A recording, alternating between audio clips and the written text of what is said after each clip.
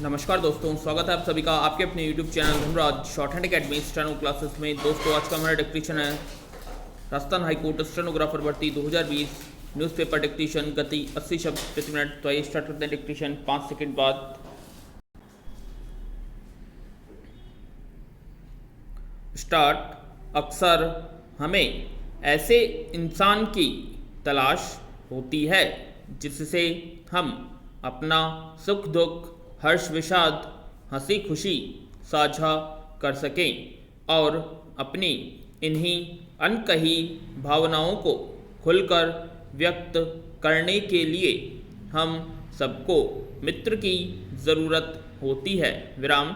सारे रिश्ते नातेदारों में मित्रता ही एक ऐसा रिश्ता है जो एक दूसरे की संवेदनाओं और भावनाओं को समझता है और एक दूसरे की भावनाओं का सम्मान करता है।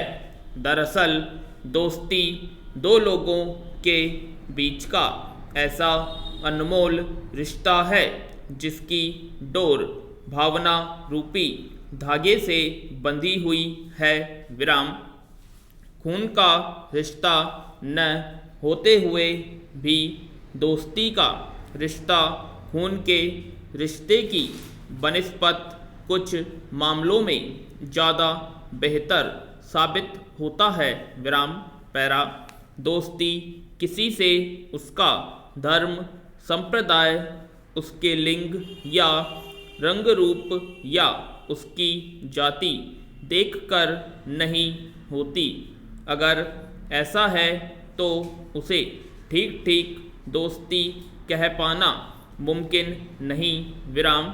यह जरूरी नहीं कि दो समान धर्म, जाति या लिंग के लोगों के बीच ही दोस्ती हो, बल्कि दोस्ती किसी से भी हो सकती है। यह रिश्ता अमीरी और गरीबी के बंधनों को नहीं देखता। यहाँ तक कि मनुष्य और जानवरों की दोस्ती के किस्से भी हमारे यहाँ मशहूर हैं।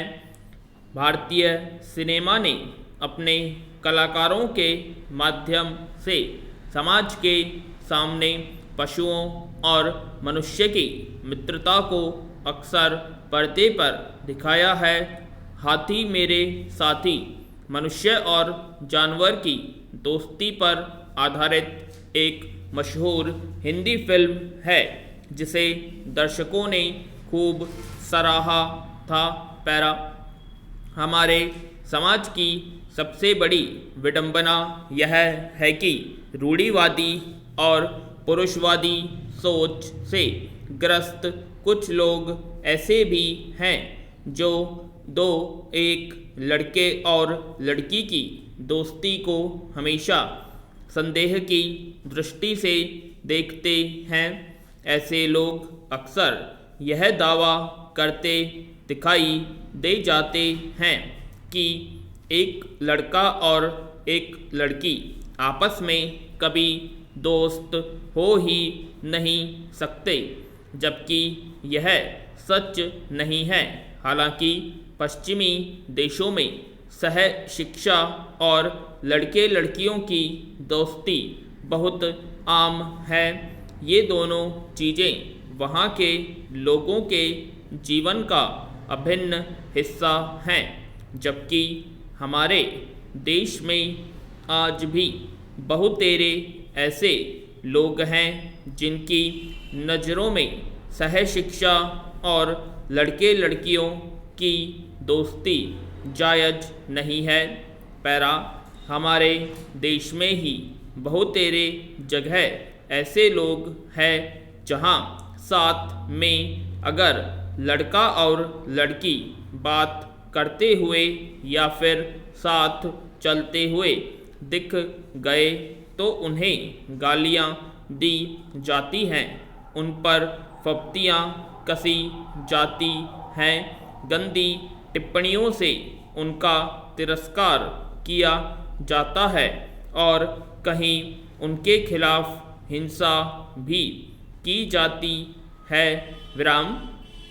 देश में 21वीं सदी के तीसरे दशक में भी कुछ अभिभावक अपने बच्चों को वैसे स्कूल में दाखिला दिलवाना चाहते हैं जहां लड़के एवं लड़कियां एक साथ नहीं पढ़ सकते। ऐसे अभिभावकों का मानना होता है कि सहज शिक्षा से बच्चे बिगड़ जाते हैं, जबकि सच यह है कि जब लड़के और लड़कियां साथ में पढ़ाई करते हैं तो एक दूसरे को बेहतर तरीके से समझ बूझ सकते हैं। वे एक दूसरे की छोटी बड़ी समस्याओं से रूबरू होते हैं। विराम। छोटे शहरों में कहीं आप किराए पर कमरा लेने जाएं और कहें कि हमें ऐसा कमरा चाहिए जहां कभी कभार हमारी महिला मित्र आ जा सकें। विराम।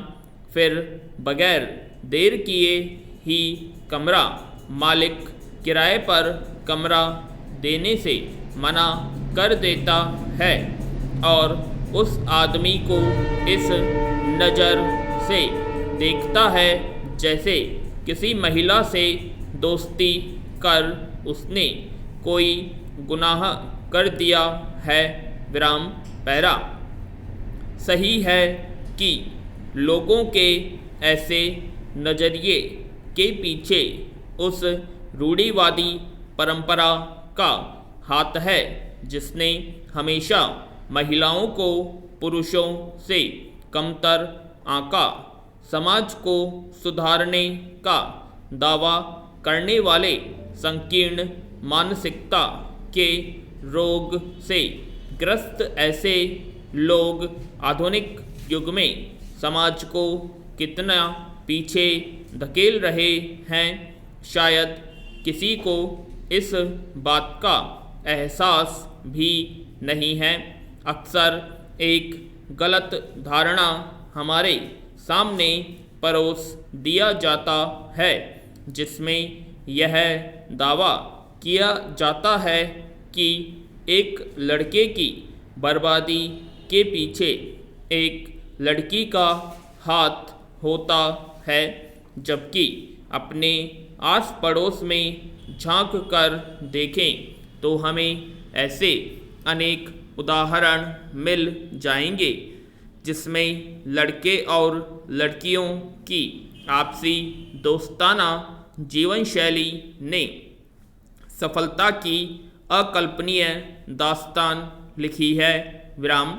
जानबूझकर ऐसे दृष्टांत को प्रचारित नहीं किया गया और लाख दबाने के बाद भी अगर एक दो प्रसंग लोगों के सामने आ भी जाता है तो उसे अपवाद मानकर नकारने का भरसक प्रयास किया गया है।